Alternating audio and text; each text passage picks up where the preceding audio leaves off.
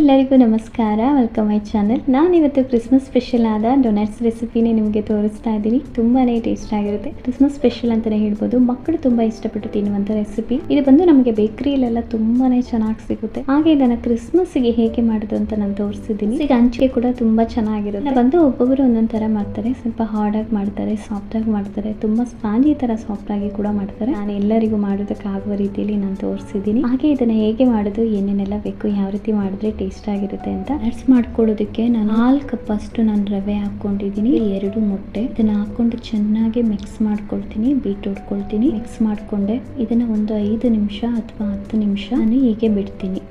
ಈಗ ನಾನು ಅದಕ್ಕೆ 3/4 ಕಪ್ ಅಷ್ಟು ನಾನು ತುಪ್ಪ ಹಾಕೊಂಡಿದ್ದೀನಿ. ಹಾಗೆ ಇಲ್ಲಿ ಅರ್ಧ ಕಪ್ ಅಷ್ಟು ನಾನು ಹಾಲು ಹಾಕೊಂಡೆ. ಇದಕ್ಕೆ 1 ಕಪ್ ಅಷ್ಟು ಹಾಲು ಪೌಡರ್ ಹಾಕೊಂಡಿದ್ದೆ. ಅದಕ್ಕೆ ಸ್ವಲ್ಪ ಟೇಸ್ಟಿಗೆ ಬೇಕಾದ ಉಪ್ಪು ಹಾಗೆ ಸೋಡಾ ಪೌಡರ್ ಅರ್ಧ ಟೇಬಲ್ ಮಾಡ್ಕೋಬೇಕು. ಪೌಡರ್ ಮಾಡಿದ ಫಸ್ಟ್ ಈ ಕಪ್ಪಲ್ಲಿ 2 ಕಪ್ ಗೋಧಿ ಹಿಟ್ಟು ಹಾಕೊಳ್ತಾ ಇದ್ದೀನಿ. ಫಸ್ಟ್ ಈ ಕಪ್ಪಲ್ಲಿ 2 ಕಪ್ ಗೋಧಿ ಹಿಟ್ಟು ಹಾಕೊಳ್ತಾ ಇದ್ದೀನಿ. 2 ಕಪ್ ಗೋಧಿ ಹಿಟ್ಟನ್ನು ಕೂಡ ನಾನು ಜಲ್ದಿ ಮಾಡ್ಕೊಳ್ತಾ ಇದ್ದೀನಿ. 1 ಕಪ್ ಹಾಕೊಂಡ್ರೆ ಮತ್ತೊಂದು ಕಪ್ ಕೂಡ ಗೋಧಿ ಹಿಟ್ಟು ಹಾಕೊಳ್ತಾ ಇದ್ದೀನಿ. 2 ಕಪ್ ಗೋಧಿ ಹಿಟ್ಟಿಗೆ 3 ಕಪ್ ಮೈದಾ ಹಿಟ್ಟು ಹಾಕೊಂಡ್ರೆ ಸಾಕು. ತುಂಬಾ ಸಾಫ್ಟ್ ಬೇಕು ಅಂತ ಹೇಳಿದ್ರೆ 2 ಕಪ್ ಮೈದಾ ಸಾಕು. ಗೋಧಿ ಹಿಟ್ಟು ಹಾಕೊಂಡು ಒಂದ್ಸಲಿ ಚೆನ್ನಾಗಿ ನಾನು ಮಿಕ್ಸ್ ಮಾಡ್ಕೊಳ್ತೀನಿ. ಎಷ್ಟು ಸಾಫ್ಟ್ ಆಗಿ ನಾವು ಮಿಕ್ಸ್ ಮಾಡ್ಕೊಳ್ತೀವೋ ಅಷ್ಟು ಕೂಡ ನಮಗೆ ಸಾಫ್ಟ್ ಆಗಿ ಬರುತ್ತೆ. ಸಾಫ್ಟ್ ಆಗಿ ಬರಬೇಕು ಅಂತ ಹೇಳಿದ್ರೆ ನಾವು ಆದಷ್ಟು ಸಾಫ್ಟ್ ಆಗಿ ನಾವು ಇದನ್ನ ಮಿಕ್ಸ್ ಮಾಡ್ಕೋಬೇಕು. ನಾನಿಲ್ಲಿ 2 ಕಪ್ ಮೈದಾ ಹಿಟ್ಟನ್ನು ನಾನು ಹಾಕೊಂಡು ಜಲ್ದಿ ಮಾಡ್ಕೊಳ್ತೀನಿ. 2 ಕಪ್ ಹಾಕೊಂಡ ಮೇಲೆ ನಾನು ಇದನ್ನು ಮಿಕ್ಸ್ ಮಾಡಿ ನಿಮಗೆ ತೋರಿಸ್ತೀನಿ. ನಾನು ಯಾಕೆ ಆ ರೀತಿ ತೋರಿಸ್ತಾ ಇದ್ದೀನಿ ಅಂದರೆ ಒಂದೇ ಸರಿ ಹಾಕಿದ್ರೆ ನನಗೆ 3 ಕಪ್ ಕೂಡ ಸರಿ ಆಗುತ್ತೆ. ನಿಮಗೆ ತೋರಿಸೋದಕ್ಕೋಸ್ಕರ ನಾನು ಫಸ್ಟ್ 2 ಕಪ್ ಹಾಕ್ಕೊಂಡು ಇದನ್ನು ಮಿಕ್ಸ್ ಮಾಡ್ಕೊಂಡು ನಿಮಗೆ ಮತ್ತೊಂದು ಕಪ್ ಹಾಕೋದನ್ನ ತೋರಿಸ್ತೀನಿ. ಆವಾಗ ನಿಮಗೆ ಮೆಸರ್ ಗೊತ್ತಾಗುತ್ತೆ. ನಾನು ಹಾಲು ಹಾಕಿರೋದೆಲ್ಲ ಸರಿ ಇದೆ. ಒಂದೊಂದು ಸಾರಿ ನಾವು ಹಿಟ್ಟು ಹಾಕಿಬಿಟ್ರೆ ಹೆಚ್ಚಾಗಿಬಿಡುತ್ತೆ, ಇಲ್ಲ ಅಂತ ಹೇಳಿದ್ರೆ ನಮಗೆ ಕಡಿಮೆ ಆಗಿಬಿಡುತ್ತೆ. ಹಾಗಾಗಿ ನಾನು 2 ಕಪ್ ಮಾತ್ರ ಮೈದಾ ಹಾಕ್ಕೊಂಡೆ. ಕಪ್ ಮೈದಾ ಹಾಕ್ಕೊಂಡಿದ್ದ ಫಸ್ಟ್ ಚೆನ್ನಾಗಿ ಮಿಕ್ಸ್ ಮಾಡ್ಕೊಂಡು ತುಂಬಾ ಸಾಫ್ಟ್ ಸ್ಪಾಂಜ್ ರೀತಿಯಲ್ಲಿ ಬೇಕು ಅಂತ ಹೇಳಿದ್ರೆ 2 ಕಪ್ ಮಾತ್ರ ಸಾಸ್ಕೊಂಡು ಇದನ್ನ ಸಾಫ್ಟ್ ಆಗಿ ನಾವು ಉಜ್ಕೊಂಡು ನಾವು ಕಟ್ ಮಾಡ್ಕೋಬೇಕು. ಆದ್ರೆ ಬಂದು ಇದನ್ನ ಮೇಂಟೈನ್ ಮಾಡೋದಕ್ಕೆ ಕಷ್ಟ. ಆದ್ರೆ ಈ ಕ್ರಿಸ್ಮಸ್ ಅಲ್ಲಿ ನಮಗೆ ಟೈಮೇ ಇರಲ್ಲ. ಹಾಗಾಗಿ ನಮಗೆ ಸ್ವಲ್ಪ ಹಾರ್ಡ್ ಆಗಿ ಮಾಡ್ಕೊಂಡ್ರೆ ಈಸಿಯಾಗಿ ಮಾಡಿ ತೆಗಿಬಹುದು. ಇಲ್ಲಿ ನಾನು ಮತ್ತೊಂದು ಕಪ್ ಮೈದಾ ಹಾಕೊಳ್ತಾ ಇದ್ದೀನಿ. ರೆಡಿ ಮಾಡ್ಕೊಂಡು ಈಗ ಎಲ್ಲದನ್ನು ಚೆನ್ನಾಗಿ ಮಿಕ್ಸ್ ಮಾಡ್ಕೊಳ್ತೀನಿ. ಚೆನ್ನಾಗಿ ಮಿಕ್ಸ್ ಮಾಡ್ಕೊಂಡೆ ನೋಡಿ, ಈ ರೀತಿ ತೆಗೆದ್ರೆ ಎಷ್ಟು ಸಾಫ್ಟ್ ಆಗಿರಬೇಕು. ಇದಕ್ಕೂ ಸಾಫ್ಟ್ ಆಗಿದ್ರು ನಡೆಯುತ್ತೆ, ಇಟ್ಟು ರೀತಿಯಲ್ಲಿ ಗಟ್ಟಿ ಆಗಬೇಡ್ದು. ಈಗ ಒಂದು ಪ್ಲಾಸ್ಟಿಕ್ ಕವರ್ ಹಾಕಿ ಅದನ್ನು ಮುಚ್ಚಿ ಇಡ್ತಾ ಇದ್ದೀನಿ. 1 ಗಂಟೆ ಟೈಮ್ ಹೀಗೆ ಬಿಡ್ತೀನಿ. 1 ಗಂಟೆ 1.5 ಗಂಟೆ ಟೈಮ್ ಬೇಕಾದರೂ ಇಡ್ಬೋದು. ನಾವು 1 ಗಂಟೆ ಟೈಮ್ ಹೀಗೆ ರೆಸ್ಟ್ ಆಗೋದಕ್ಕೆ ಬಿಡ್ತೀನಿ. ಹಾಗಿದೆ ನಾನು ಹಿಟ್ಟನ್ನು ಹಾಗೆ ಮುಚ್ಚಿಟ್ಟು ಈಗ ನಾನು ಅದನ್ನು ತೆಗಿತಾ ಇದ್ದೀನಿ. ನೋಡಿ ಎಷ್ಟು ಸಾಫ್ಟ್ ಆಗಿದೆ. ಹಾಗೆ ಲೈಟ್ ಆಗಿ ನಾನು ಮಿಕ್ಸ್ ಮಾಡ್ಕೊಳ್ತೀನಿ.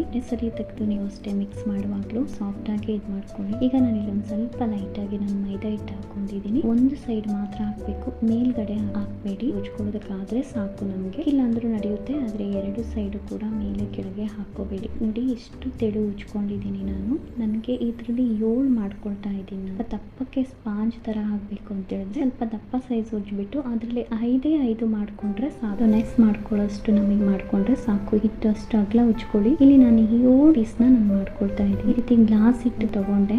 ಹಾಗೆ ನನ್ನ ಹತ್ರ ಈ ರೀತಿ ಒಂದು ಹೋಲ್ ತರ ಇದ್ದೀನಿ. ಇಂದು ಮುಚ್ಚಳ ಇದ್ರೂ ಆಗುತ್ತೆ. ಈ ರೀತಿ ಸಣ್ಣ ಮುಚ್ಚಳ ಎಲ್ಲ ಇದ್ರೆ ಮಧ್ಯದಲ್ಲಿ ಕೂಡ ಹಿಟ್ಟು ತಗೋಬೇಕಾಗುತ್ತೆ. ಅದನ್ನ ನೀವು ಈ ರೀತಿ ಹೋಲ್ ಹೊಡ್ಕೋಬಹುದು. ಅದಕ್ಕೆ ಬೇಕಾದದಿದೆ, ಹಾಗಾಗಿ ನಾನು ಅದರಲ್ಲಿ ಹಾಕೋಬಹುದು. ನಾನು ಇದನ್ನೆಲ್ಲ ಒಂದು ಪ್ಲೇಟಿಗೆ ನಾನು ತೆಗೆದು ಇಟ್ಕೊಳ್ತಾ ಇದ್ದೀನಿ. ನಾನು ಮತ್ತೊಂದು ಕೂಡ ಮಾಡ್ಕೊಳ್ತೀನಿ. ಎಣ್ಣೆ ಹಾಕೊಂಡು ಮತ್ತೊಂದು ಕೂಡ ನಾನು ಉಜ್ಜಿ ತಗೊಂಡೆ. ಇದನ್ನ ಫ್ರೈ ಮಾಡುವಾಗ ನೀವು ಗಮನಿಸಿ, ನಾನು ಇದನ್ನ 3 ಸ್ಟೆಪ್ ಅಲ್ಲಿ ಫ್ರೈ ಮಾಡಿ ನಿಮಗೆ ತೋರಿಸ್ತಾ ಇದ್ದೀನಿ. ಒಂದು ನಾನು ಹೇಳಿದ್ನಲ್ಲ, ನಾನು 7 ಪೀಸ್ ಆಡ್ಕೊಂಡಿದ್ದೀನಿ. ಸ್ವಲ್ಪ ದಪ್ಪ ಸೈಜ್ ಬೇಕು ಅಂದ್ರೆ ನೀವು 5 ಪೀಸ್ ಅದರಲ್ಲಿ ಕಟ್ ಮಾಡ್ಕೋಬಹುದು. ಈ ರೀತಿಯಾದ ಒಂದು ಸ್ಪೂನ್ ತಗೊಂಡ್ರೆ ಒಳ್ಳೇದು, ಅಂದ್ರೆ ಅದು ನಮಗೆ ತಿರುಗಿಸಿ ಹಾಕುವಾಗ. ಈಗ ನೋಡಿ, ಅದಕ್ಕಿಂತ ಸ್ವಲ್ಪ ದಪ್ಪ ಸೈಜ್ ಅಲ್ಲಿ ನಾನು ತಗೊಂಡೆ. ಇದು ಅದಕ್ಕಿಂತನೂ ಸ್ವಲ್ಪ ದಪ್ಪ ಸೈಜ್ 6 ಪೀಸ್ ಆಗಿ ನಾನು ಮಾಡ್ಕೊಂಡಿದ್ದೀನಿ. ಇದೇ ಹಿಟ್ಟಲ್ಲಿ ಕೂಡ ನೀವು ಒಂದೊಂದು ರೀತಿಯಲ್ಲಿ ಮಾಡಿ ತಗೋಬಹುದು. ದಪ್ಪಕ್ಕೆ ಬೇಕು ಸ್ಪಾಂಜಿ ತರ ಅಂತ ಹೇಳಿದ್ರೆ ತುಂಬಾ ದಪ್ಪಕ್ಕೆ ಉಜ್ಜಬಹುದು, ಇಲ್ಲ ನಿಮಗೆ ತೆಳುವಾಗಿ ಬೇಕು ಅಂದ್ರೆ ತೆಳುವಾಗಿ ಉಜ್ಕೋಬಹುದು.